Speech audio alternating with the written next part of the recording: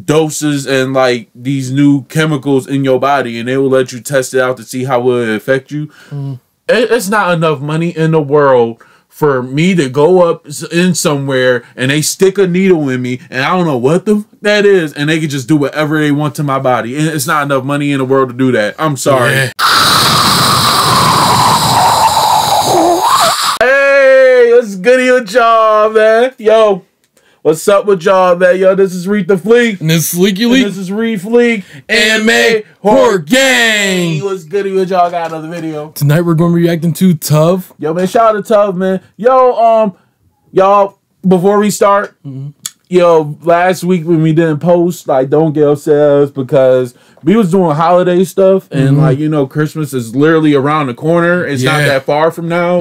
Like, me and Leaky gotten so busy that we said, like, yo, like, let's just post next week and stuff like that. Yeah. And we'll let y'all know in the next video. So y'all don't get upset at us because we was gone, but we got some videos on the way for y'all.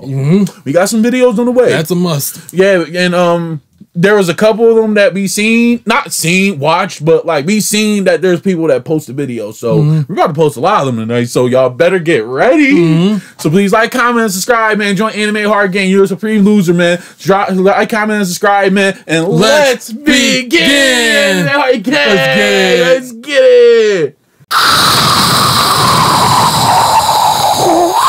TUV some love and support on his channel, y'all. Like, you know, TUV be doing his thing. Check out his music, man. Yo, that cherry soda song he dropped was fire. I listened to it, but I know you ain't listened to it, but I listened to it. That joint is fire, brody. Yo, check out his new song, Cherry Soda, and check out his channel, y'all. Show him some love and support, man, because you already know we love TUV over here, man. Like, yo, every time we watch his videos, man, it's always something crazy or creepy. Like, yo, it's always some epic shit happening. Like, you don't know what's the next scary thing that's going to come eventually, though. Exactly. So y'all, please show TUV some love and support over there, y'all. Show us some love and support as well, man. Show love to Anime Horror Game, man. Subscribe to us, man. If you got more anime, horror, or Japanese-based content that y'all want us to watch or do gameplays on, please put them in the comments and we'll definitely play them, y'all. We love y'all so much, man. Yo, we hope y'all enjoy your holidays and stuff like that, man. Coming up, get y'all gifts soon, because the holidays is coming soon. So y'all already know, man. Anime Horror Game. We're gonna have something special for Christmas, man. You already know, man. So let's sit back, relax, and let's begin, man. Shout out to TUV, man. We love you, Brody. I remember that. Man, wow, that took me back. When I was in grammar school, man. Oh my God. I remember this. So many memories of that, though.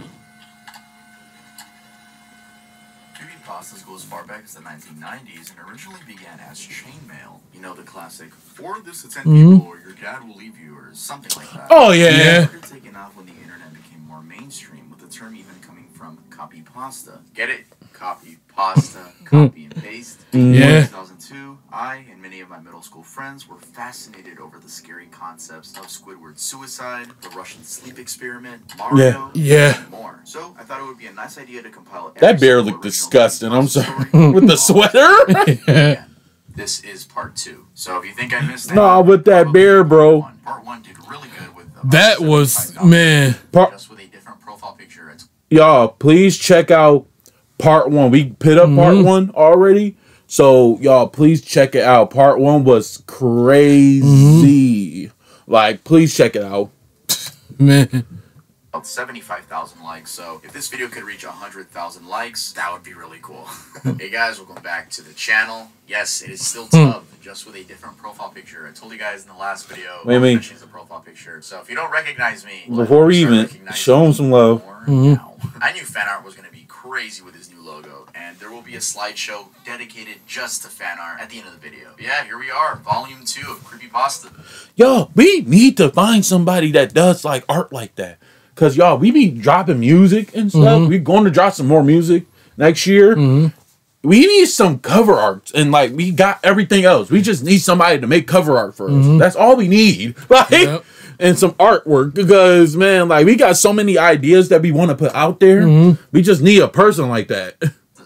I might have to like see who does his stuff. So, shout out to you guys for liking my reading voice, or I guess my voice in general. I do want to give full credit to CreEpyPaSta.com, as that is where I read directly from, and I do want to give credit to you guys because I went out of my way to ask you guys which stories you wanted me to read, and a lot of these are just from you guys. I am extremely open to doing a volume 3. I love this series already. It's very nostalgic to me. Oh, we gonna keep on going then. If he goes to volume 20, we gonna be on there. That's gonna take some years, but I guess from re-listening to these stories and also showing the newcomers what we used to be hype about. And just like in the last video, I will be popping in after each story to give my opinion on them. And unlike the last video, my eye is working.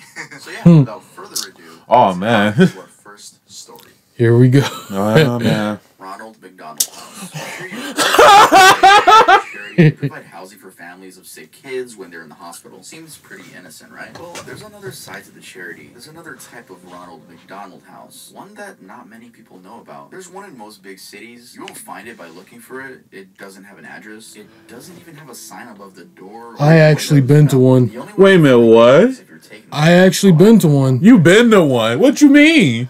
Yeah, when I was going with in high school, yeah, we actually took a field trip to one time. Just so y'all, I actually been to one though. Yeah, it was like a homing. Yeah, I've been to one. I seen it. How come during our whole life this is my first time like hearing this from you? Yeah, it never came up. So man, it's just. When he explained, but don't you think that's something to tell me though? You've been to a Ronald McDonald House? I honestly didn't think it would be that important. Y'all, I never been to one. The only farthest I ever went through with this motherfucker right here is the fucking playground at fucking McDonald's. No, that Grimace shake. I don't know whoever tried that Grimace shake. I never did though, but like I want to know how that tastes because we be seeing TikToks where people act like they dead and stuff after they drink it. Yo, but yeah, yo, I'm not gonna lie. I think the McDonald playground was the most disgusting thing ever. Like, look, now looking back at it, you gotta think about people probably peed up in there. People just licked the windows. And you know that little square thing that be sticking out with the little ball window and you be putting yourself out there? I be feeling like now looking back at it, you could have fell down that shit. You could have fell down. Yeah. Yo, I got stuck. I almost got like me being grown up, like me being grown now. I was trying to get my little nieces out there. Yo, I literally tried to, you know when you go into the entrance and there's that little the little curb parts that you have to go in through the play. Y'all.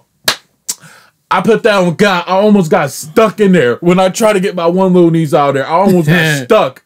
Yo, I wanted to crucify her after that. I'm like, yo, every little kid see me, I think my butt cracks out. I'm not even fronting. Like, those are stuff, man. I've never met my real parents. I've been in and out of foster families and group homes here in Detroit since I was a kid. I'm 15 now, and I'm what they refer to as a bad kid. I'm always causing trouble, always getting thrown out in place with another unsuspecting do-gooder who thinks they can help me, and I always prove them wrong. My caseworker sat across the black metal table, looking wary and frazzled. On the table between us was a thick, letter-sized brown envelope. My case file. Well, your reputation has preceded you, she said, and now you only have two options. Military school in Lansing or the Ronald McDonald House, which has miraculously cleared you for acceptance. I don't have the patience for drill sergeants at 5 a.m., and how bad could a halfway house named after a fast food clown possibly be? Ronald McDonald House it was. Dark clouds loomed above me the day I climbed into the back of my caseworker's town car. My few belongings in a backpack and the clothes on my back. That's all I could take. One of the few belongings I had was a photo album filled with pictures of all the foster families I had been with. It was nice to remember some of them, even though I had royally fucked it up each time. The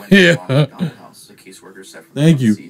Bro, you could have had something good. This might fuck him up. This gonna set him straight. Drove into downtown Detroit, past all the familiar landmarks. I had been thrown out of one foster home just outside town because I snuck into downtown Detroit with some neighbor kids to sneak into a dive bar. Good times. Well, here we are. The car came to a stop. I looked out the window. We had parked in front of a tall, gray, windowless building, sandwiched between two other industrial buildings on a narrow city street. I noticed there was an address on the building to my left and one on the right, but none on this particular building. Not even a sign. Are you sure? I asked, hesitating as I opened the car door and climbed out of the back seat. I slung my backpack over my shoulder, clinging tightly to the strap, and followed the caseworker up to the windowless metal doors. She pressed the buzzer and spoke to someone inside, and the doors clicked to unlock. We walked in. As soon as the metal doors closed behind us, I noticed the pin drop silence. It was that sort of silence that's so oppressive and empty it almost deafens you. Across the Yeah, I don't like that either. Glass window with someone inside. The pin drop, like you can hear a pin drop. That's how quiet it is. I don't like that. That'd be creepy. And the secretary spun around in her chair. Her face was painted like a clown, like Ronald McDonald. She man. had short, curly red hair. Otherwise, she wore a typical white nurse's dress. I wanted to laugh at how bizarre it was, but I couldn't. A chill swept down my spine. Something wasn't right. I watched as the nurse and my caseworker interacted. Paperwork was passed through the window. The caseworker slid my case file under the glass as the nurse slid her some papers to sign. As my caseworker signed the papers, the nurse looked at me. Her smile should have been warm and welcoming, but all I saw in her eyes was hunger. I can't stay here. I stammered. What? Yo, what? She wanted to eat you, bro. That don't even sound right. Behind the glass, afraid of clowns, I looked into her. Okay, you rephrase that, man. What? She laughed. My caseworker laughed too and said, Now, don't overreact. You'd hate the military school. Besides, this will be good for you. Yes, said the clown nurse. This will be good for you. Before I could object, I heard a slam behind me. I spun around to see an open door in the far corner of the lobby. To the left of the front desk window, there was no one there, just the light that flooded in from the door. Then the creeping shadows, shrill echoing laughter and growing shadows along the wall inside the door. Oh, said the caseworker. Here comes the welcome committee. As I stared in the door, clutching the strap of my backpack, my caseworker patted me on the shoulder for the last time. Don't worry, honey. It'll be different this time. You'll feel right at home here. I promise. She turned to leave. I felt bile draining in my stomach. No! Not with this. Oh no, I've got to get going. I never did like clowns. And with that, she left me there. The metal door slammed behind her. Do I get free McDonald's? Yeah. Desk again. The shadows had almost entered the room, and the piercing laughter was filling the lobby with sound. I ran for the front doors, pounded and yanked and pushed and screamed. Screamed for help. Screamed for my caseworker. Screamed for anyone. Please, God. I turned to see the nurse behind the glass smiling at me again. And then they entered, laughing all the while. A whole group of laughing nurses with clown faces and red hair. Some male, some female, but all with the same terrifying Ronald McDonald makeup. And in the dim light, Yeah, it just makes it a lot more unsettling, man.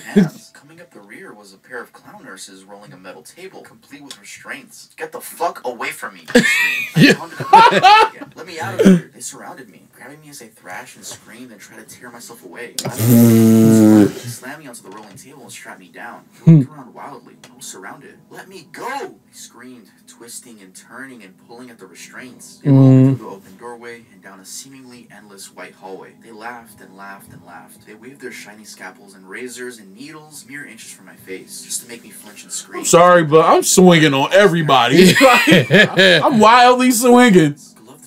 Yeah, I would just go out swinging.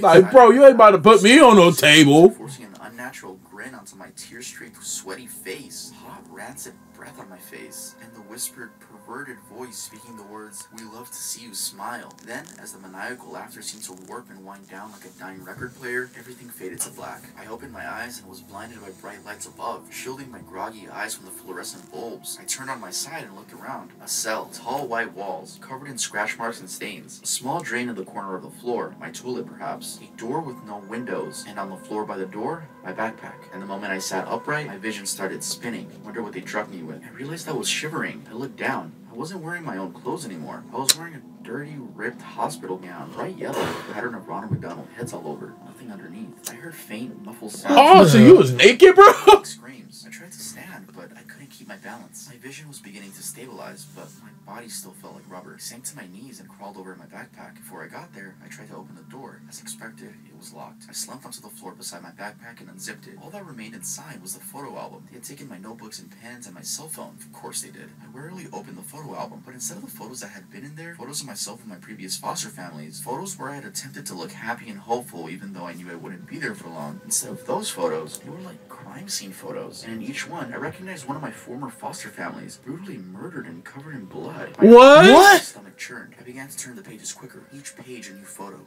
a new family. New carnage. I recognized their faces and the inside of their homes. I had lived with all of these people, and now they were all dead. Came to the last few pages. A photo of a house at night, then a window of that house. Then, inside the house, a dark hallway with light coming from one doorway. Then, a photo of my caseworker brushing her teeth at her bathroom mirror. Then, a photo of her looking at the camera in horror. Then, a photo of the caseworker, naked, covered in her own blood, contorted into an unnatural position in her bathtub. I turned to the last page. Written inside of the back cover of the photo album were 3 words. You never existed. I felt bile rising in my stomach. I threw the book to the ground and crawled over to the hole in the floor and vomited. They were right. Having killed everyone who ever knew me, it was as though I never existed. I heard more faint screaming in the distance. I knew I had to get out. I wiped the vomit off my face with my hospital gown and crawled back over to my backpack. Hopefully they hadn't found my secret weapon. I unzipped the front pocket and reached down into the very bottom, my fingers scraping the fabric. Sure enough, there they were, flush with the seams in the bag, nearly undetectable. The pins I used for picking locks. I told you, I'm a bad kid. I leaned against the door and listened. I could hear footsteps approaching, but just as soon as they had come, they faded into the other direction. I knew I had to work fast. I jiggled the handle with one hand and picked the lock with the other hand. It was surprisingly simple. Holding the handle, I slowly pulled myself to my feet. I could maintain my balance now. I pulled the door open just a crack. A clown nurse darted past. My heart almost stopped, but his footsteps didn't slow down or change and soon faded. He didn't notice me. I poked my head out the door. Seemingly endless white hallways in either direction. The distance That shit crazy. coming from all around. Taking a breath, I stepped into the hallway and closed the door behind me. I decided to go to the right, passing doors identical to the door I had been behind. I heard the screams and sobbing coming from behind each one. I stopped for a moment at one door. I heard the crying of a child inside. I jiggled the handle to see if I could let him out. Locked. I kept moving, looking behind me every few seconds just to make sure there were no nurses that had come into the hallway. Then I had passed a set of white double doors. I stopped for a moment. The word "play place" was written in tall, thin letters across the width of both doors. I heard more screaming coming from within, the screams of multiple people, and laughter, the insane, shrill laughter of the clown nurses. I shuddered. I was afraid to find out what sort of torture was happening inside, and I knew I had to keep moving. I saw a door ahead with a stairway symbol. I headed for it. As I opened the door, I glanced behind me and saw 2 clown nurses emerging from the play place room. Their white nurse outfits were covered in streaks of blood. I quickly shut myself into the stairwell, hoping they hadn't noticed me. The stairwell was dimly lit, with cement walls and rusty railings. I looked behind at the door I just closed. There was a red number 5 on the door, so I must be on the 5th floor. I decided I had to get to ground level. Each footstep echoed as I began to descend the stairs. I couldn't hear the screaming anymore, just a low, deep humming sound, like pipes in the walls. It was a welcome respite. I finally came to the door numbered 1.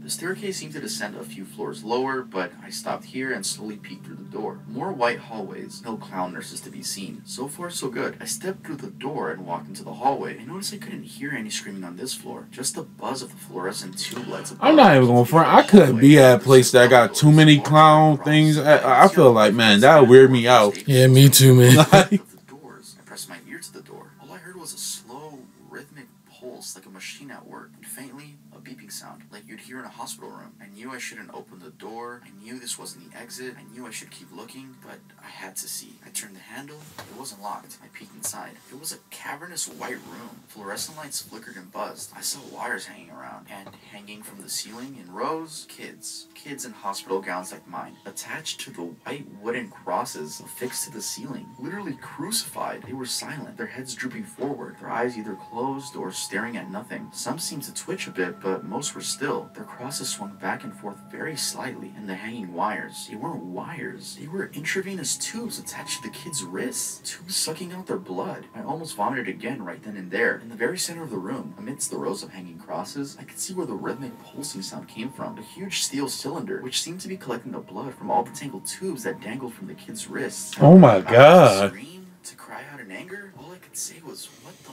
fuck? Absolutely. Yeah. Piercing, like the police sirens of hell. They must have realized I was missing. I shut the doors and frantically glanced around the hallway to see if anyone was coming. No signs yet. I ran for the stairwell. As soon as I entered the stairwell, I heard laughter from above, echoing and reverberating. Man, I would have been running out that whole place butt naked. I'm not running. I must have gone down another 3 stories before I reached the basement. I found myself running through a dark, sewer-like hallway with small light bulbs overhead every 10 yards or so. The smell of decay and rotting flesh grew more and more pungent as I ran. The laughter continued behind me. I managed to glance behind to see a group of them running after me. Yo! Yeah. Their smiling faces and gleaming knives and needles pushing my adrenaline to the max. I ran past alcoves full of stacked, rotting corpses, but I couldn't stop. I couldn't think of anything but escape. I turned to a corner and found myself facing the metal rungs of a ladder in the wall. I climbed climbed until my head smacked the ceiling. Below me, the shadows and laughter grew closer. My footsteps slowed. They were close and they knew it. I pushed at the ceiling above me, heaving upward and panting and screaming. The clowns were below me, laughing and waving their scalpels. Something cut my leg. I screamed and pushed one last time. The ceiling gave way as a manhole cover slammed onto asphalt above. A circular opening. I climbed out and frantically pushed the manhole cover back over the hole, watching out the laughter of the clowns below. I laid there on top of the manhole cover for a few minutes as I caught my breath. Rain fell onto my skin. Turbulent night sky above was a welcome sight. I looked around. Abandoned buildings, broken glass, no lights, no cars, no signs of any life at all. That is some scary. Distance, then silence. I climbed to my feet, paint shot through my leg. Dude, I couldn't imagine going through that, man.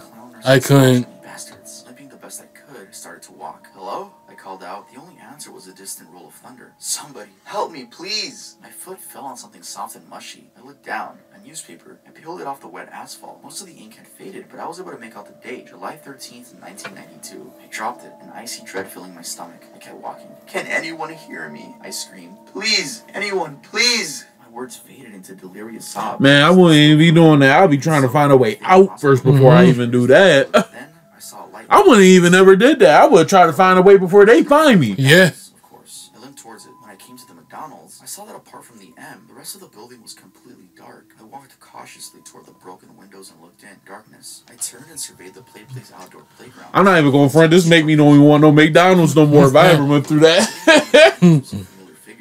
It's gonna be a McDouble monster in your dreams. Every kid has seen it. I shuddered at the sight. The doors were unlocked. I Yeah. the rain, silence, darkness. I noticed that the decor wasn't like the modern McDonald's you'd see. It was still the same as it was in the 80s, with the white plastic booths and the red-yellow tiles. The wind seemed to whisper through the broken windows. I noticed something on the front counter, a black rectangle. I got closer, a laptop, a nearly new laptop. I let out a soft, delirious laugh. I knew what I was supposed to do. So I took the laptop outside and sat behind the Ronald McDonald statue. I opened the laptop and began to type this story. The rain falling onto the keys, but I don't care. There's nothing left to do now but wait, because I've been noticing, out of the corner of my eye, Ronald is trying to look over my shoulder. He's laughing now. All I can do is join him.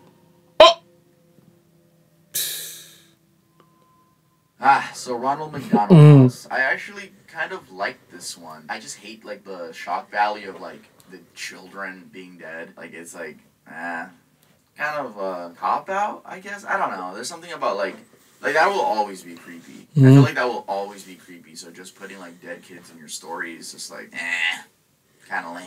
It's always funny when the stories when they're like, yes, this is true. You've probably heard of the Ronald McDonald House by now. It's like, bro, stop. I actually been to one. You haven't heard of the fucking Ronald McDonald House. There is something creepy about that statue, though. I got a picture with the statue, actually. If I find it, I'll put it in this video right now. But I got a picture with that statue, so I'm just saying, like, I'm like the CreEpyPaSta king at that point. That one wasn't even funny. Let's just head on to the next video. I mean, when you want junk to disappear, yes! All you have to do is point. Let's head on to the next story. Squidward suicide. Oh, yeah, this one, yo, that scared me so bad. Yeah. I hated seeing this. Studios for a year in 2005 for my degree in animation. It wasn't paid, of course. Most internships aren't, but it did have some perks beyond education. To adults, it might not seem like a big one, but most kids at the time would shit themselves over it. Now, since I work directly with the editor, We were those kids at the time. Yeah. before they aired, I'll get right to it without giving too many unnecessary details. They had very recently made the SpongeBob movie, and the entire staff was somewhat sapped of creativity, so it took them longer to start up the season. But the delay lasted longer for more upsetting reasons. There was a problem with the Series 4 premiere that set everyone and everything back for several months. Me and two other interns were in the editing room along with the lead animators and sound editors for the final cut. We received a copy that was supposed to be Fear of a Krabby Patty and gathered around the screen to watch. Now, given that it isn't final, yet animators often put up a mock title card, sort of an inside joke for us with phony, oftentimes lewd titles, such as How Sex Doesn't Work instead of Rockabye Bivalve when SpongeBob and Patrick developed the sea scallop. Nothing particularly funny. Yeah.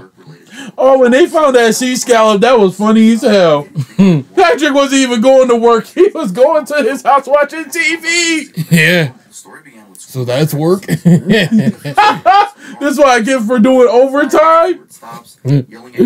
Yo, SpongeBob was tight. Thank you. The bubble splash screen comes up, and we see the ending of Squidward's concert. This is when things began to seem off. While playing, a few frames repeat themselves, but the sound doesn't. At this point, sound is synced up with the animation, so yes, that's not common. But when he stops playing, the sound finishes, as if the skip never happened. There's slight murmuring in the crowd before they begin to boo him. Not the normal cartoon booing that's normal in the show, but you could very clearly hear malice in it. Squidward's in full frame and looks visibly afraid. The shot goes to the crowd, with SpongeBob in center frame, and he too is booing. Very much unlike him. This isn't the oddest thing though. What is odd is everyone had hyper-realistic eyes. Very detailed. Clearly not shots of real people's eyes, but something a bit more real than CGI. The pupils were red. Some of us looked at each other, obviously confused, but since we weren't the writers, we didn't question its appeal to children yet. The shot goes to Squidward sitting on the edge of his bed, looking very forlorn. The view out his porthole window is of a night sky, so it isn't very long after the concert. I be feeling bad for Squidward, bro, because, yo, he be going through it with SpongeBob and Patrick. Yeah. Like, I can understand why he be tired. That is showed them working perfectly. He just sat there, blinking in this silence for about 30 seconds, and he started to sob softly. Y'all remember that one SpongeBob episode with Squidward moved, and when he actually moved, he was missing them dudes, and he was doing the terrorizing like them. So you was so immune to them guys and so used to them being around you every day that when you went to a new place in a new town where everybody else is just like you literally just went crazy and want to come back home. Like, that's wild, bro. He put his hands or tentacles over his eyes and cried quietly for a full minute more. All the while, sound in the background very slowly growing from nothing to barely audible. It sounded like a slight breeze through a forest. The screen slowly begins to zoom in on his face. By slow, I mean it's only noticeable if you look at shots 10 seconds apart side by side. His sobbing gets louder, more full of hurt and anger. The screen then twitches a bit, as if it twists in on itself for a split second and then goes back to normal. The wind through the trees sound gets slowly louder and more severe, as if a storm is brewing somewhere. The eerie part is the sound, and Squidward's sobbing. It sounded real, as if the sound wasn't coming from the speakers, but as if the speakers were holes, the sound was coming through from the other side. As good as sound as the studio likes to have, they don't purchase the equipment to be that good to produce that sound of quality. Below the sound of the wind and sobbing, very faint, something sounded like laughing. It came at odd intervals and never lasted more than a second, so you had a hard time pinning it. We watched this show twice, so pardon me if things sound too specific, but I've had time to think about them. After 30 seconds of this, the screen blurred and twitched violently, and something flashed over the screen, as if a single frame was replaced. The lead animation editor paused and rewound frame by frame. What we saw was horrible. It was a still photo of a dead child. He couldn't have been more than 6. The face was mangled and bloodied, one eye dangling over his upturned face, popped. He was naked down to his underwear. His stomach completely cut open, and his entrails laying beside him. He was laying on some paper. The most upsetting part was that there was a shadow of the photographer. There was no crime tape, no evidence tags or markers, and the angle was completely off for a shot designed to be evidence. It would seem the photographer was the person responsible for the child's death. We were, of course, mortified, but pressed on, hoping that this was just a sick joke. The screen flipped back to Squidward, still sobbing, louder than before, and half-body. I bet they just did that just to spook everybody in the office or something. Yeah. It was also done in a hyper-realistic style, looking as if you touched it, you'd get blood on your fingers. The wind sounded now as if it were that of a gale blowing through the forest. There were even snapping sounds of branches, laughing, a deep baritone, lasting at longer intervals and coming more frequently. After about 20 seconds, the screen again twisted and showed a single frame photo. The editor was reluctant to go back. We all were, but he knew he had to. This time the photo was that of what appeared to be a little girl, no older than the first child. She was laying on her stomach, buried in a pool of blood next to her. Her left eye was too popped out and popped, naked, except for underpants. Her entrails were piled on top of her, above another crude cut along her back. Again, the body was on the street, and the photographer's shadow was visible. Very similar. Dude, what are they watching? Yo, what are they watching, man? You know the editors is probably like messing with them.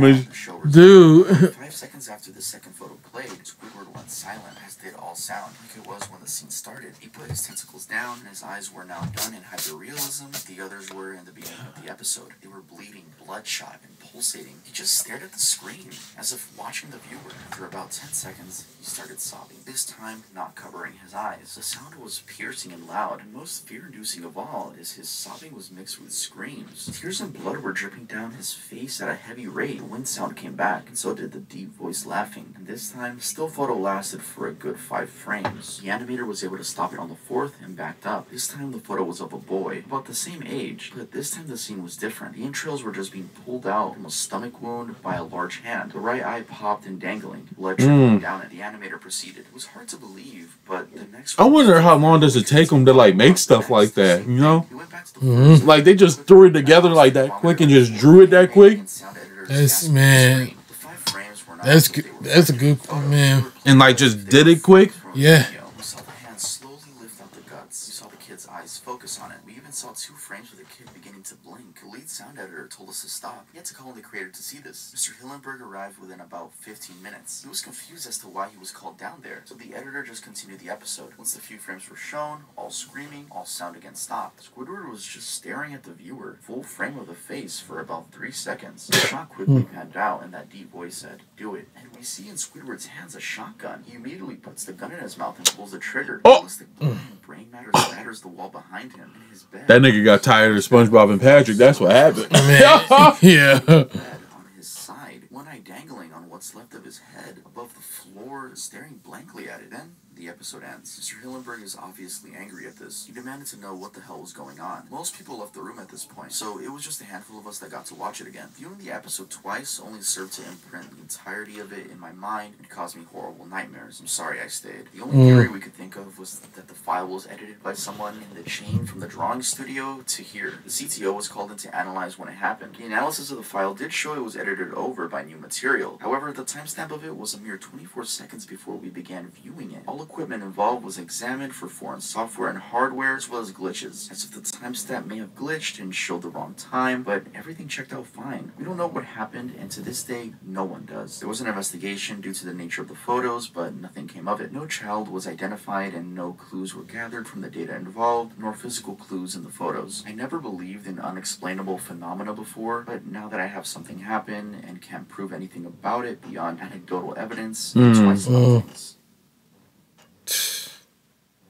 Squidward's suicide. If that word is censored, then YouTube didn't like that word, so I had to come back and re-edit. You guys know the Squidward story, the famous Squidward story. This is a classic. Why do you think it's the main image in the thumbnail? I don't think I was naive enough to believe this. I know a ton of people thought it was real back in the day. I'm not trying to be like, I'm different. I knew it was fake. But it's just like, come on, y'all. A kid's show where the character is killing himself. It's pretty funny they picked Squidward out of all characters. I guess it makes sense, but it's like, bro's already going through enough. But yeah, Thank you. it's an OG creepypasta, and my sister, of all people, knew of this story, so it's probably way more famous than I think it is. Let's head on to the next one. Thank you. Everybody knew about that. The Russian sleep experiment. Yeah, I want to know about this one.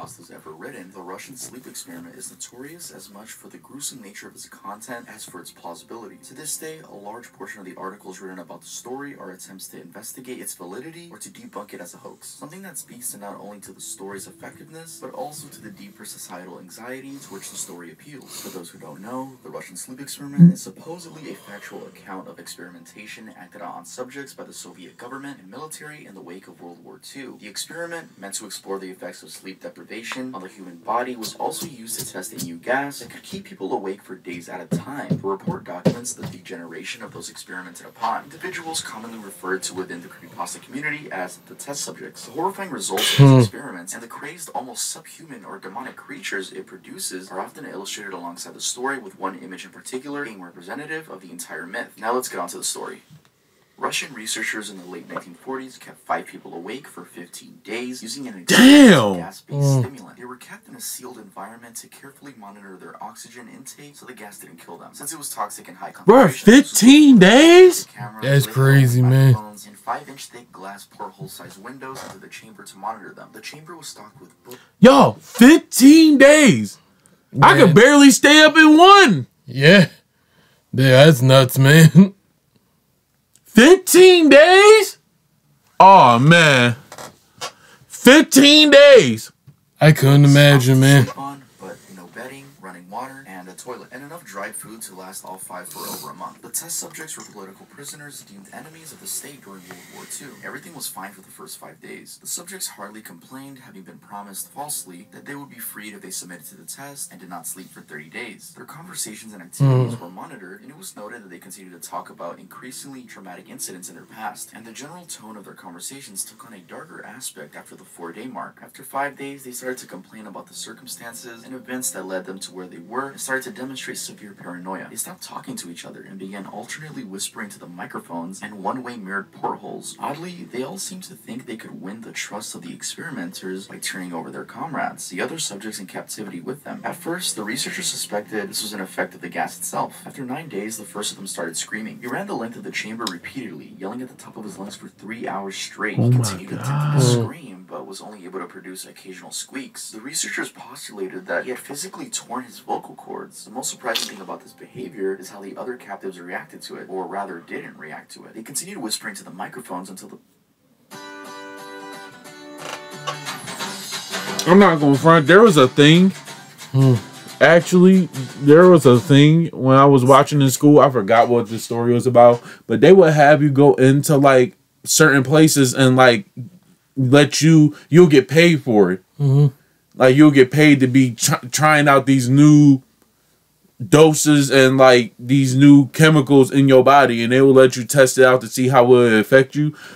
It's not enough money in the world for me to go up in somewhere and they stick a needle in me and I don't know what that is, and they can just do whatever they want to my bbody. And it's not enough money in the world to do that. I'm sorry. Yeah. I'm sorry. Or put something device in my head to see how my body. No. My soul and my life is worth more than that. I'm sorry, bro. And I think they did it for like $1,500 or like around. Man, nah, bro. Screaming captives took the books apart, smeared page after page with their own feces, pasted them calmly over the glass portholes. The screaming promptly stopped, so did the whispering to the microphones. After 3 more days passed, the researchers checked the microphones hourly to make sure they were working, since they thought it was impossible that no sound could be coming from the 5 people inside. The oxygen consumption in the chamber indicated that all 5 must still be alive. In fact, it was the amount of oxygen 5 people would consume at a very heavy level of strenuous exercise. On the morning of the 14th day, the researchers did something they said they would not do to get a reaction from the captives. They used the intercom inside the chamber, hoping to provoke any response from the captives they were afraid were either dead or vegetables. They announced, "We are opening the chamber to test the microphones. Step away from the door and lie flat on the floor or you will be shot. Compliance will earn one of you your immediate freedom." To their surprise, they heard a single phrase in a calm voice respond, "We no longer want to be freed." Debate broke out among the researchers and the military forces funding the research, unable to provoke any more response. Oh, hell no. Nah, man. On the 15th day, the chamber was flushed with the stimulant gas and filled with fresh air, and immediately voices from the microphones began to object. 3 different voices began begging, as if pleading for the life of loved ones, to turn the gas back on. The chamber was open and soldiers sent in to retrieve the test subjects. They began to scream louder than ever, and so did the soldiers when they saw what was inside. 4 of the 5 subjects were still alive, although no one could rightly call the state that any of them were in life. The food rations past day 5 hadn't been so much as touched. There were chunks of meat from the dead test subjects' thighs and chests stuck into the drain in the center of the chamber, blocking the drain and allowing 4 inches of water to accumulate on the floor. Precisely how much of the water on the floor was actually blood was never determined. All 4 Oh my god. large portions of muscle and skin torn away from their bodies. The destruction of flesh and exposed bone on their fingertips indicated that the wounds were inflicted by hand, not with teeth as the researchers initially thought. Closer examination of the So they took that dead person's body and took chunks of his body and shoved it in the. Oh man. test subjects had been removed, while the heart That is disturbing, man. That is disturbing. Can you imagine walking into something like that? been ripped off, exposing No. the lungs through the rib cage. No. Blood vessels and organs remained intact. They had just been taken out and laid on the floor, fanning around the eviscerated but still living bodies of the subjects. The digestive tract of all 4 could be seen to be working, digesting food. It quickly became apparent that what they were digesting was their own flesh they had ripped off and eaten over the course of the days. Most of the soldiers were Russian special operatives at the facility, but still many refused to return to the chamber and remove the test subjects. They continued to scream to be left in the chamber and alternately begged and demanded that the gas be turned back on. To everyone's surprise, the test subjects put up a fierce fight in the process of being removed from the chamber. One of the Russian So they was so used to being in there, stuck in there, they don't even know how the outside world feel like now after that. Oh my god. Man. Another 5 of the soldiers lost their lives if you count the one ones that committed suicide in the weeks following the incident. In the struggle, one of the 4 living subjects had his spleen ruptured and he bled out almost instantly. Medical researchers attempted to sedate him, but this proved impossible. He was injected with more than 10 times the human dose of morphine derivative and still fought like a cornered animal, breaking the ribs and arm of one doctor. When heart was seen to beat for a full 2 minutes after he had bled out to the point there was more air in his vascular system than blood. Even after it stopped, he continued to scream and flail for another 3 minutes. Struggling to attack anyone in reach, he just repeated the word more over and over, weaker and weaker, until he finally fell silent. The surviving 3 test subjects were heavily restrained and moved to a medical facility. The 2 with intact vocal cords continuously begging for the gas, demanding to be kept awake. The most injured of the 3 was taken to the only surgical operating room that the facility had. In the process of preparing the subject to have his organs placed back within his body, it was found that he was effectively immune to the sedative they had given him to prepare for the surgery. He fought furiously against his restraints, and the anesthetic gas was brought out to put him under. He managed to tear most of the way through a 4-inch wide leather strap on his wrist, even though the weight of a 200-pound soldier was holding that wrist as well. It only took a little more anesthetic than normal to put him under, and the instant his eyelids fluttered and closed, his heart stopped. In the autopsy of the test subject that died on the operating table, it was found that his blood had triple the normal level of oxygen. His muscles that were still attached to his skeleton were badly torn, and he had broken 9 bones in his struggle to not be subdued. Most of them were from the force his own muscles had exerted on them. The second survivor had been the first of the group of 5 to start screaming. His vocal cords destroyed. He was unable to beg or object to surgery, and he only reacted by shaking his head violently in disapproval when the anesthetic gas was brought near him. He shook his head yes when someone suggested reluctantly they try the surgery without the anesthetic, and did not react for the entire 6-hour procedure of replacing his abdominal organs and attempting to cover them with what remained of his skin. The surgeon presiding stated repeatedly that it should be medically possible Oh my God. to still be alive. One terrified nurse assisting the surgery stated that she had seen the patient's mouth curl into a smile several times whenever his eyes met hers. When the surgery ended, the subject looked at the surgeon and began to wheeze loudly, attempting to talk while struggling. Assuming this must be something of drastic importance, the surgeon had a pen and pad fetched so the patient could write his message. It was simple: keep cutting. The other 2 subjects were given the same surgery, both without anesthetic as well. Although they had been injected with a paralytic for the duration of the operation, the surgeon found it impossible to perform the operation while the patients laughed continuously. Once paralyzed, the subjects could only follow the attending researchers with their eyes. The paralytic cleared their system in an abnormally short period of time. They were soon trying to escape their bonds. The moment they could speak, they were again asking for the stimulant gas. The researchers tried asking why they had injured themselves, why they had ripped out their own guts, and why they wanted to be given the gas again. Only one response was given: I must remain awake. All 3 subjects' restraints were reinforced, and they were placed back into the chamber awaiting determination as to what should be done with them. The researchers, facing the wrath of their military benefactors for having failed the stated goals of their project, considered euthanizing the surviving subjects. The commanding officer, a former KGB agent, instead saw potential and wanted to see what would happen if they were put back on the gas. The researchers strongly objected, but they were overruled. In preparation for being sealed in the chamber again, subjects were connected to an EEG monitor and had their restraints padded for long-term confinement. To everyone's surprise, all 3 stopped struggling the moment it was let slip that they were going back on the gas. It was obvious that at this point, all 3 were putting up a great struggle to stay awake. One of the subjects that could speak was humming loudly and continuously. The mute subject was straining his legs against the leather bonds with all his might. First left, then right, then left again, just as something to focus on. The remaining subject was holding his head off his pillow and blinking rapidly. Having been the first to be wired for EEG, most of the researchers were monitoring his brainwaves in surprise. They were normal most of the time, but sometimes flatlined inexplicably. It looked as if he were repeatedly suffering from brain death before returning to normal. As they focused on paper scrolling out the brainwave monitor, only one nurse saw his eyes slip shut at the same moment his head hit the pillow. His brainwaves immediately changed to that of a deep sleep, then flatlined for the last time as his heart simultaneously stopped. The only remaining subject that could speak started screaming to be sealed in now. His brainwaves showed the same flat lines as the one who just died from falling asleep. The commander gave the order to seal the chamber with both subjects inside, as well as 3 researchers. One of the named 3 immediately drew his gun and shot the commander point blank between the eyes, then turned the gun on the mute subject and blew his brains out as well. He pointed his gun at the remaining subject, still restrained to his bed as the remaining members of the medical and research team fled the room. I won't be locked in here with these things, not with you. He screamed at the man strapped to the table. What are you? He demanded. I must know. The subject smiled. Have you forgotten so easily? The subject asked. We are you. We are the madness that lurks within you all, begging to be free at every moment in your deepest animal mind. We are what you hide from in your beds every night. We are what you sedate into silence and paralysis when you go to the nocturnal. Oh my God. The researcher paused, then aimed at the subject's heart and fired. The EEG flatlined as the subject weakly choked out. So nearly free.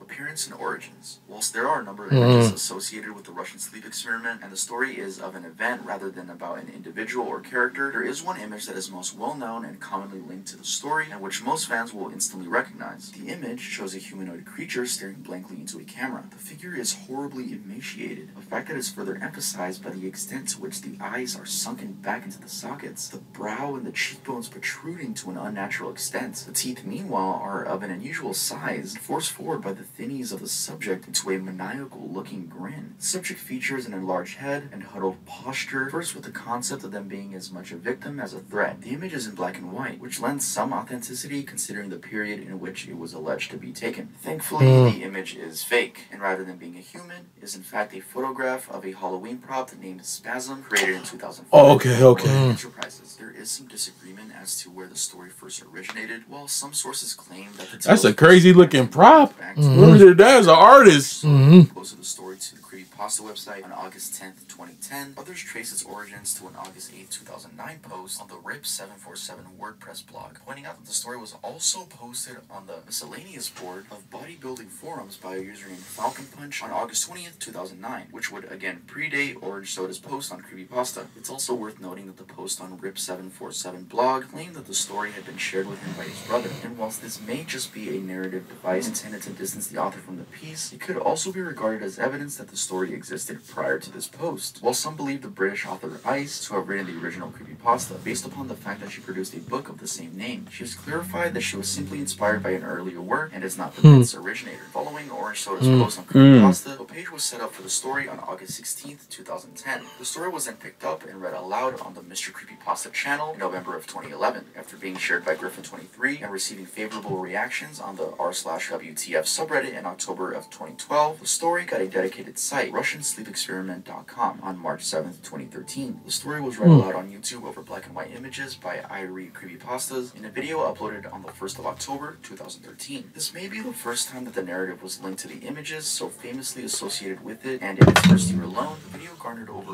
11 million views. Influences and buried fears. Scholars of folklore who have examined and written about the Russian sleep experiment myth have pointed out how the story's effectiveness and viral spread can be attributed not only to its apparent believability, but more importantly to anxieties within society around issues such as the horrors of war and the atrocities committed during World War II, but also with apprehension about the capabilities of foreign militaries. It has been noted that across the spectrum of creepypasta stories, the majority of stories concerning scientists and nefarious or experimentation are linked to Germany. Heck, if anything, that's a creepy image that'll last for many years to come. Thank you.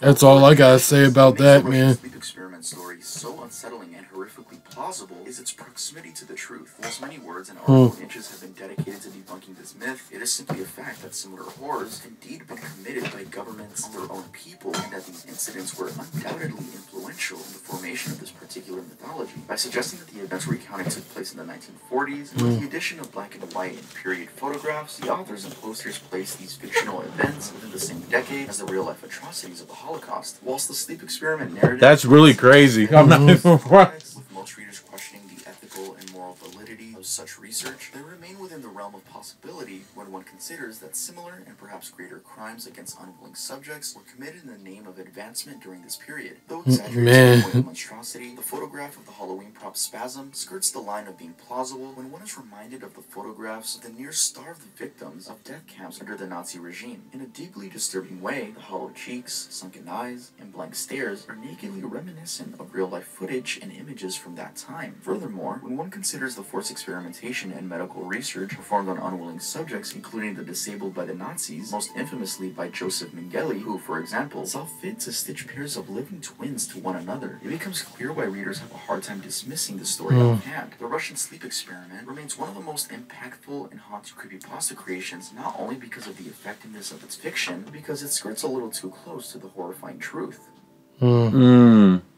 The Russian sleep experiment. I think this is my personal favorite from this batch in volume 2. I think it's just the creepiest. I think it's the most believable, even though, yeah, it is not believable, but it's like the most, it makes sense, man. Experiments on people, it makes sense. But yeah, the famous image for the Russian sleep experiment being a Halloween prop is the funniest thing ever. I had no idea about Me either. I thought that was real. Like, I thought that was a real person.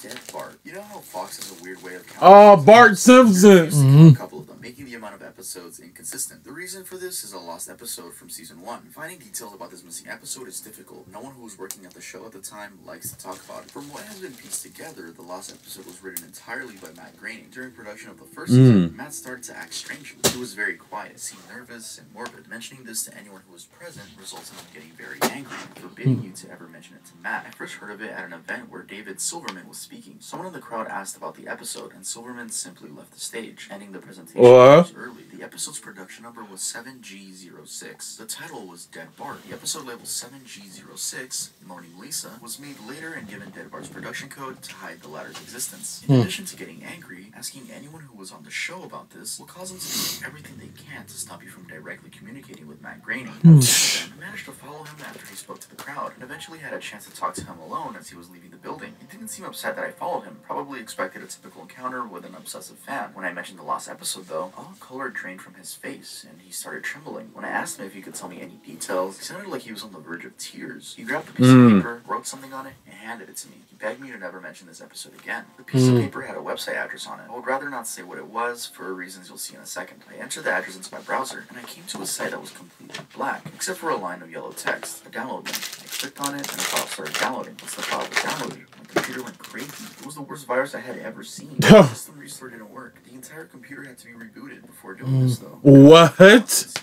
tried to open it on my now empty computer, and as I suspected, there was an episode of The Simpsons on it. The episode started off like any other episode, but it had very poor quality animation. If you've seen the original animation for Some Chance at Evening, it was similar, but less stable. The first act was fairly normal, but the way the characters acted was a little off. Homer seemed angrier, Marge seemed depressed, Lisa seemed anxious, Bart seemed to have a genuine anger and hatred for his parents. The episode was about the Simpsons going on a plane trip. Near the end of the first act, the plane was taking off. Bart was fooling around, as you'd expect. However, as the plane was about 50 feet off the ground, Bart broke a window on the plane and was sucked out. At the beginning of the series, Matt had an idea that the animated style of the Simpsons world represented life, and that death turned things more realistic. This was used in...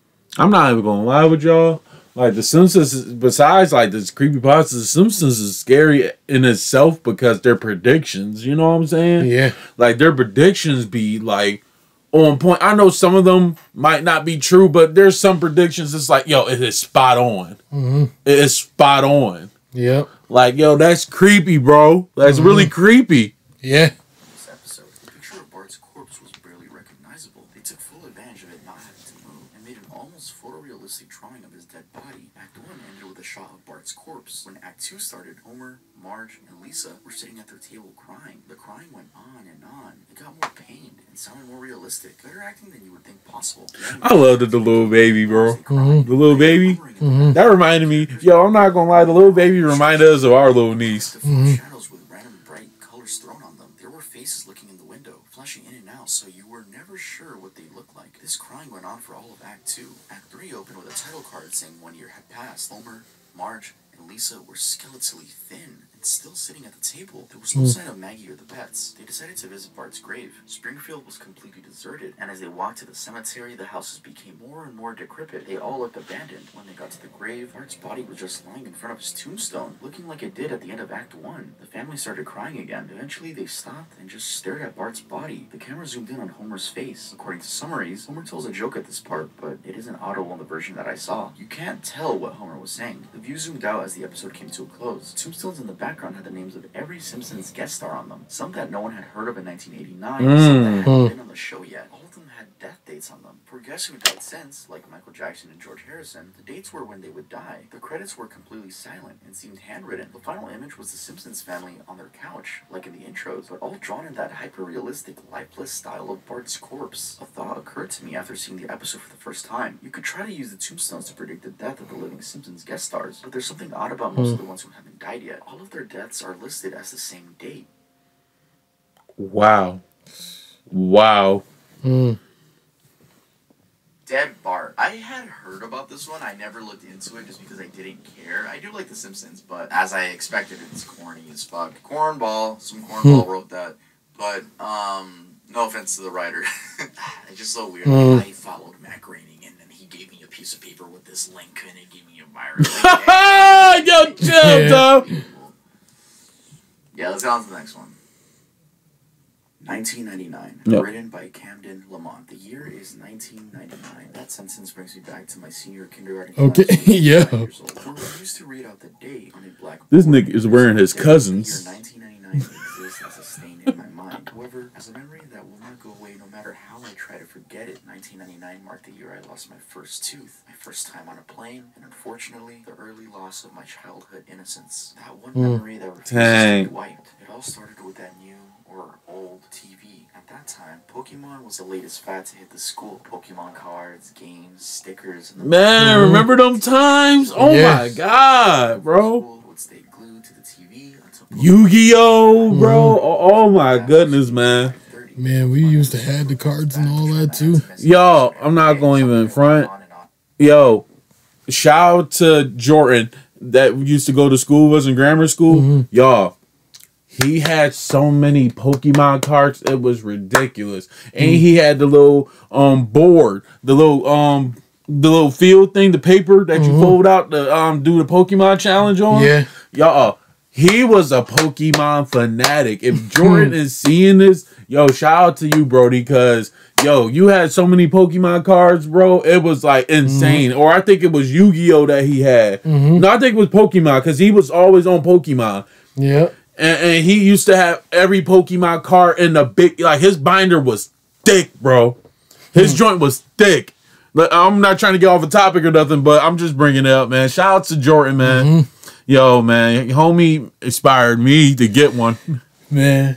My dad got tired of hearing me complain every day. That must be why he went and bought another TV. Unfortunately, it was just an old, small boob tube with rabbit ears even. It only had 20 channels available, not including the channel Pokemon was on. I recall I didn't care though. I was just thrilled to have my own TV in my room. After surfing through the channels, I came to the conclusion that only channel 2, TVO Kids, was worth watching, so I watched that for a while. It wasn't for another few months that I discovered channel 21. One day in April, I was flipping through the channels, trying to see if Pokemon was on. I pressed channel 21 on the remote, hoping there were more channels, and to my delight, there was. My dad was surprised too, but he let me watch it because it seemed to have kids programs on. The channel was called Caledon Local 21, and I later found out it was indeed broadcasted from the town of Caledon, Ontario, a town very close to my city. The shows I saw on Caledon Local 21 looked poorly made, and I never understood what was going on in them half the time. However, as I grew up, every time I thought of that channel, I realized more and more how messed up the shows were, and I had to ask myself, what the fuck was I watching? The following is a list of shows and episodes I remember seeing on Caledon Local 21. How I remember such detail even disturbs me, but I guess things like this stand out in your mind for a while. The channel only ran a few shows, probably because it was only operational between 4 p.m. and 9 p.m. April 1999. Mr. Bear's Cellar, episode 12. Very sketchy name if you were to look at it nowadays. The show featured a guy wearing a bear mascot costume who would get a new visitor into a cellar every day. It was always a kid. The show was filmed with a camcorder and not a very good one either. The police asked me a lot of questions about this show. This episode started with Mr. Bear sitting at a table playing checkers by himself. He sat there playing for a bit until there was a knock at the door. The camera was then looking up the stairs at the door where there was another knock.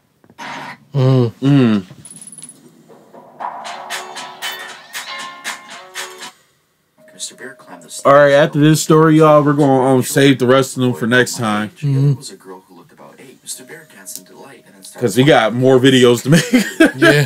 Well, I remember Mr. Bear then led the kids to the cellar, which was quite dark, only lit by a small oil lamp on the table. I can't really remember much more, except him singing a song, which I couldn't remember too well either, probably because of that large bear mask. The episode ended with them playing hide and seek, with the kids hiding in a closet and Mr. Bear counting. May 1999. Soup and Spoon. I don't think it was even a show. I think it was more of a special movie thing. All I know is I stopped watching Caledon Local 21 for a while, because I thought this show was too stupid, especially since Pokemon now came on at 4:30 and 5. I don't remember much of this, but it showed a can of soup and a spoon both attached to strings, swinging back and forth, as if someone was holding them and dangling them in front of the camera. Interestingly enough, the show was shot in a basement, which looked just like the one used in Mr. Bear's cellar. Like I said, I can't remember much. That sounded like a Mr. Bear cellar. I'm not stepping in there.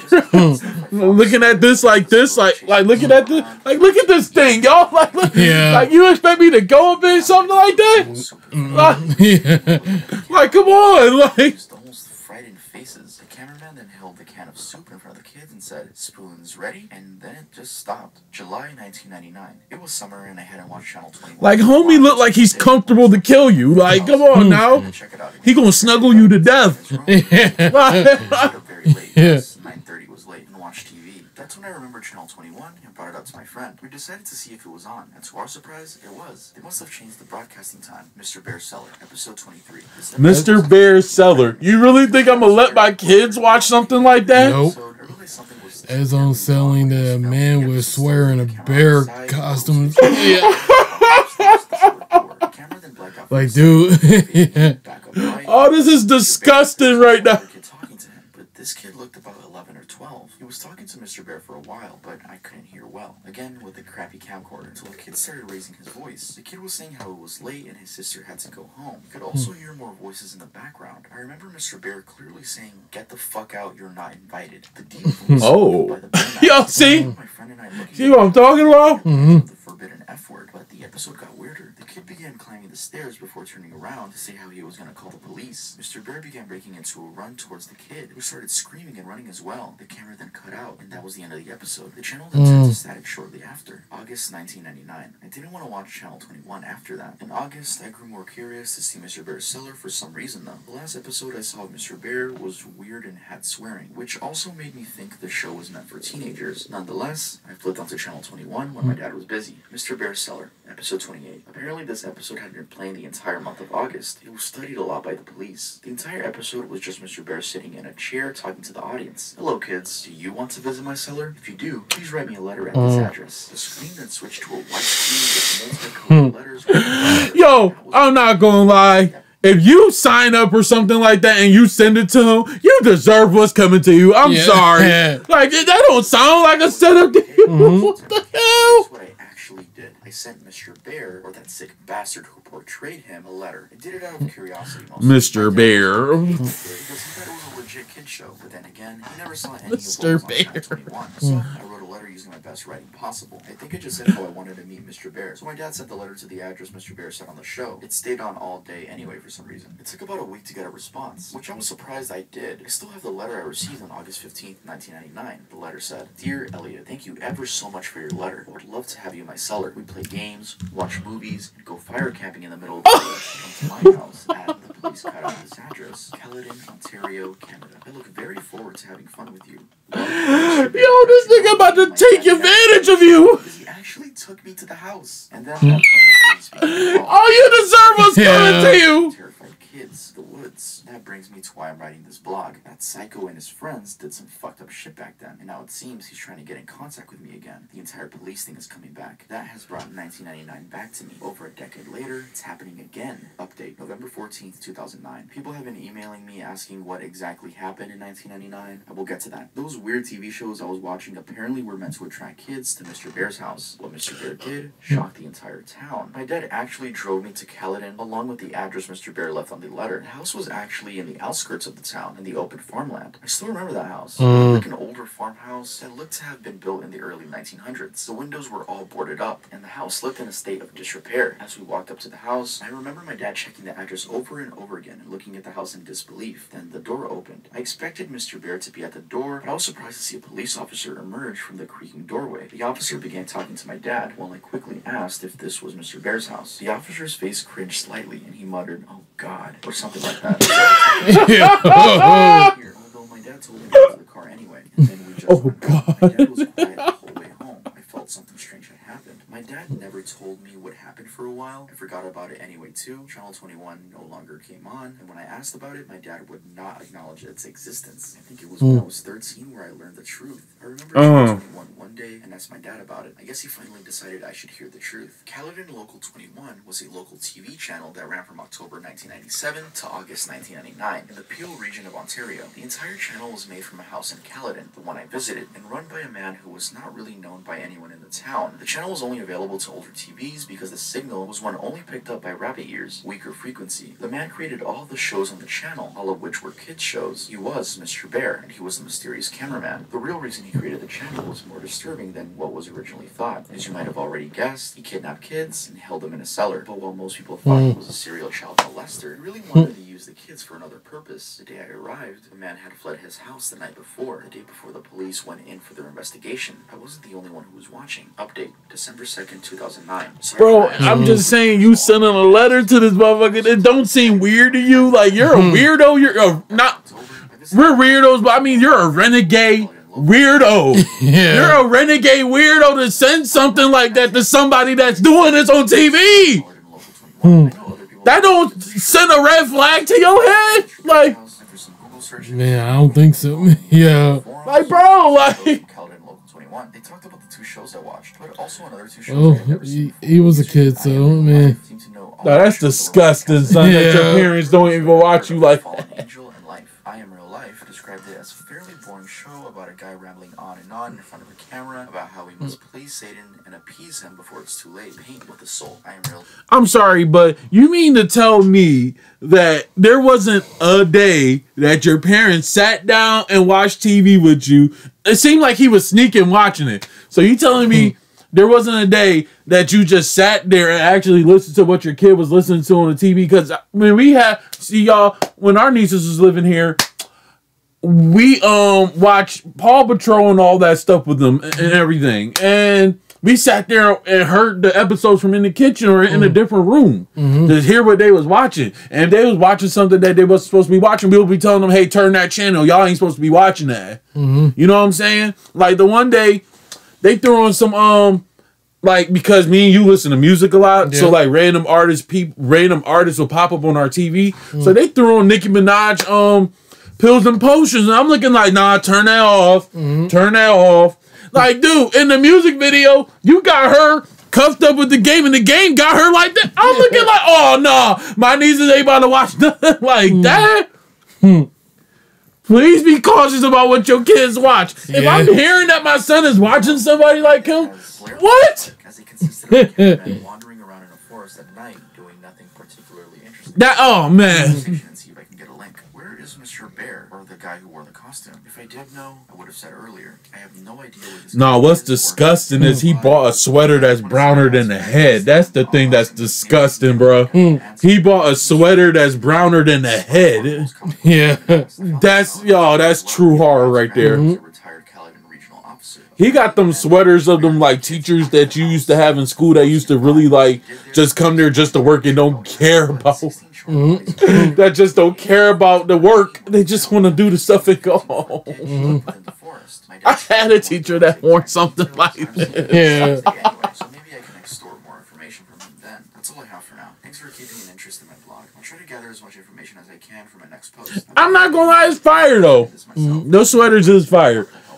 Update January. Yo, you know who used to have the fire sweaters? Now looking at this person, yo, I know he did what he did and like it's over for him. But you gotta admit, back in the day, Bill Cosby, his sweaters used to be fire. Like his sweaters and cardigan, fire. Fire. Bill Cosby's joints was fire, bro. He had one with like combs on it. I'm like, that joint look hard, bro. Like, Looking for more information about the identity of the owner of Caledon Local 21. However, a few weeks ago, I struck gold. I found some answers, surprisingly, from the father of a kid I used to babysit. He lives just across from my street, and I used to look after his kids when they were younger. He currently doesn't have a job either. He used to live near the woods outside of Caledon and witness the owner's activities in the woods. His name is Anthony Polo. When he lived in the small bungalow outside the woods, he would often venture in to smoke a joint of marijuana or two before returning to his work as a wood craftsman. Polo described that sometimes he would hear the voices of children coming from deeper in the woods. As well as yeah, bro. Distance. Polo told me these events started in late 1997. No, this is around the time Caledon Local 21 began here.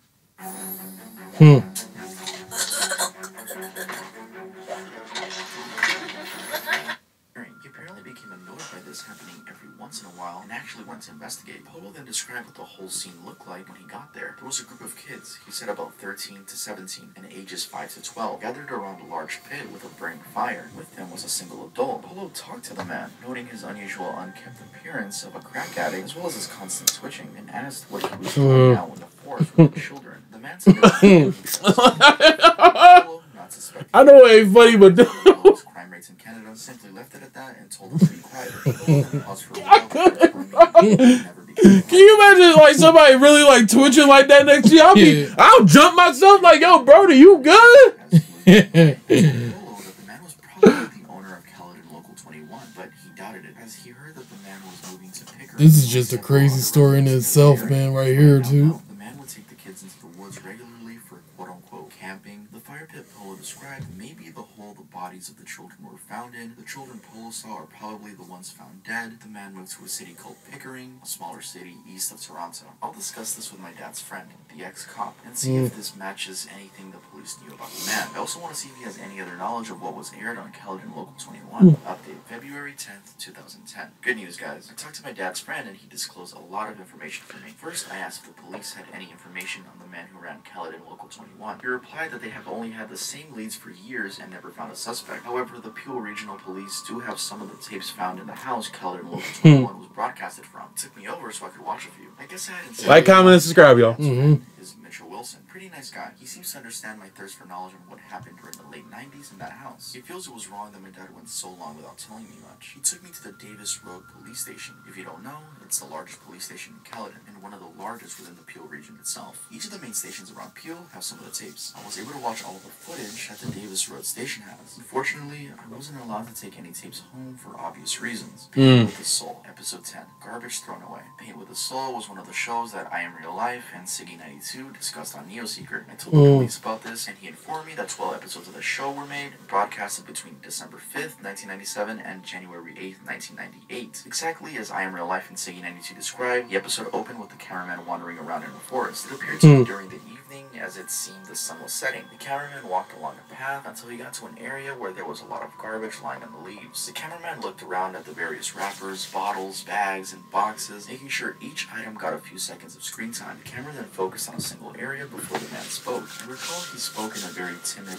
quiet voice. I swear I've heard it somewhere else before, like on another Caledon Local 21 show. I could barely hear what he was saying, but he mainly talked about how humans are garbage, or something that had to do with saving ourselves by cleaning up the garbage, which was us. It actually sounded Yo, that's disgusting, son. Dread came over me. I mean, that forest was possibly where those bodies were found, right? Mr. Bear's cellar. Episode 25. When the police administrator brought this tape in, I actually said, "Oh shit," and chuckled a bit out loud. Of course, I got stares from the staff, but Wilson explained to them about my little experience with Mr. Bear and how I still kept the letter he sent. Oh, Mr. Like previous Bear. episodes, this one included a guy wearing a bear mascot costume. The episode began with Mr. Bear waddling over to his cellar door with a bottle of orange juice in his paws. On the ground were 16 shot glasses, as well as a small bottle that contained an unknown liquid. Mr. Bear poured an equal amount of orange juice into each glass before opening the smaller bottle and depositing one drop into the glasses. Mr. Bear then went off camera. There were some minor sounds such as shuffling, and then Mr. Bear emerged from behind the camera's location. Following him were 16 children. Some looked as young as 4, while others looked like they were practically teenagers. As the children entered, the administrator commented that this is the only episode that showed all 16 victims. The kids all looked rather content, except for this one who had visible bruises on his face, and unlike the other kids, he had a more fearful expression. He looked about 11 or 12, which caused me to recognize him. It was the kid who had asked about his sister and subsequently met an unknown fate at the end of episode 23, the one episode I watched during July 1999. When I told the administrator this, he confirmed it was the same kid. He was also featured in episode 24, an episode that only aired once at 3 o'clock in July 1999. The police have still not found the tape. Mr. Bear then broke into a song, singing about citrus fruits and about how good vitamin C was for you. I could barely hear the lyrics as they were muffled by the bear mask. Oh my god, I would have punched this bear, bro.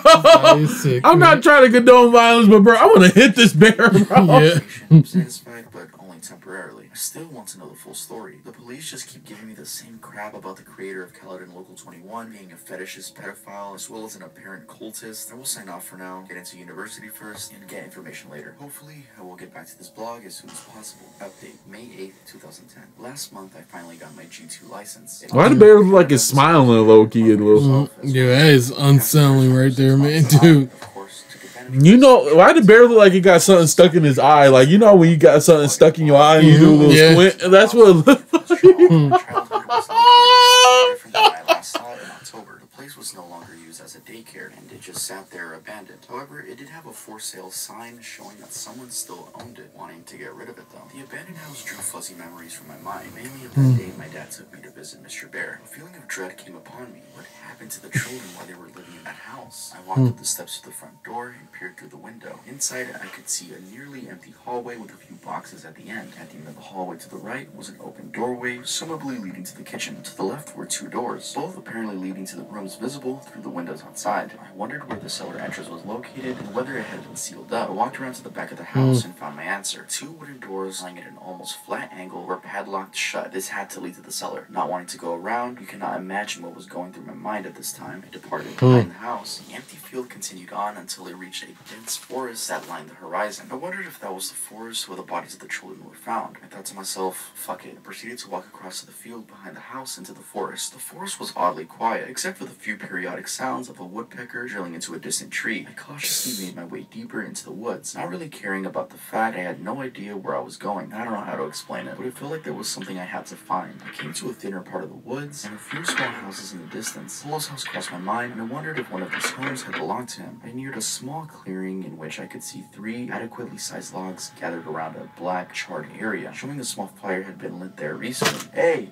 Get the fuck out of our fort! Those words nearly gave me a heart attack. I turned to my left and saw 2 dark-clothed people running towards me. My initial thought was to run. However, as they came closer, I saw they were really just kids in their early teens, possibly 13 or 14, maybe even 12. As they approached me, I realized my size as well. I'm 6'1", while they could have been no bigger than 5'8". One might have been 5'7". We said, get the fuck out! The larger one, who was wearing a Slipknot shirt, said half-heartedly. I stood my ground and shrugged. The shorter one, who was wearing a Metallica shirt, swung out a butterfly knife and held it in my direction. No, you wouldn't want to, I said in a deep, serious tone, trying to sound as badass as possible. I pulled out my cell phone. The 2 kids withdrew, the one in the Metallica shirt putting away the knife. Look, dude, we don't like people in our fort, so can you just go? The one in the Slipknot shirt said, obviously intimidated. I had no business in the forest anyway, so I uttered out a simple, fine, and turned before I realized I had a great opportunity. Did either of you hear of a guy who murdered a bunch of kids in these woods about 13 years ago? I asked the kids. The 2 looked at each other in confusion before the one wearing the Metallica shirt answered. Yeah, everyone knows about that guy. He said to me as if I were stupid. The kid in the Slipknot shirt continued. He still lives around here, in the storm drain. My big brother's friend says he saw him in a bear costume once, wandering around the forest at night. My instincts told me this was probably